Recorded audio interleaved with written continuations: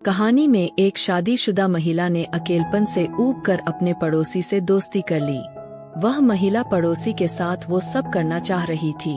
नमस्ते दोस्तों, मेरा नाम पूजा है और मैं 28 साल की शादीशुदा औरत हूँ। कुछ ही महीने पहले मैं नैनवेली दुल्हन बनकर भोपाल रहने लगी हूँ। आज मैं मेरे जिंदगी की एक ऐसी घटना साझा करने आई हूँ जिसने आज तक मेरे दिल के कोने में एक खास जगह बना रखी है।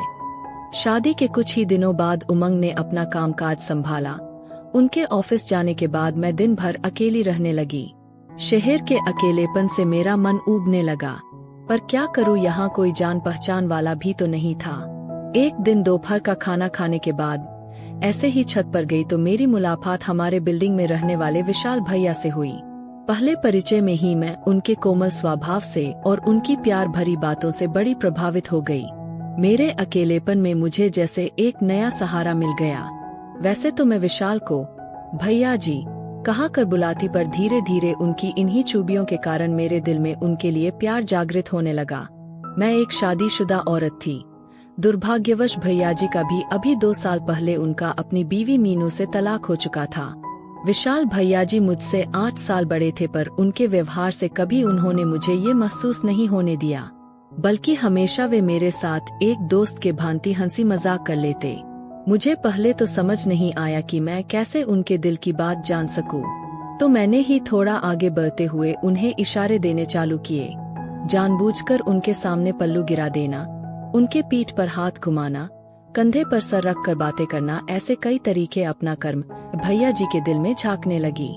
भैया जी भी जवान थे और तलाक के बाद शायद उन्हें कभी किसी स्त्री का सहवास प्राप्त नहीं हुआ था। आखिर में ससल हुई। मेरे जवान भरे हुए जिस्म के जलवे उनको मेरे तरफ खींचने लगे और मैंने कई बार उनको मेरा सीना घूरते हुए भी देखा था। मेरे हाथ के स्पर्श से उनके बदन में उठने वाली तरंगे भी मैंने कई बार महसूस की थी।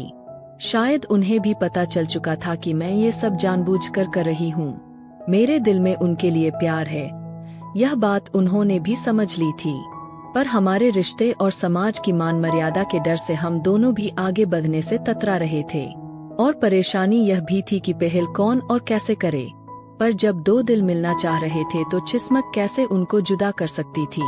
आखिर वो दिन आ ही गया जब मैं भैया जी की हो गई। मेरे पति उमंग अपने काम के सिलसिले से इंदौर जाने वाले थे। ससुर रात का था, इसलिए मैंने ही उनकी सारी तैयारियां कर दी। दिन भर उमंग के साथ होने के कारण मेरी विशाल जी से कोई मुलाकात नहीं हुई थी। उनसे मिलने के लिए मैं जैसे तड़प रही थी।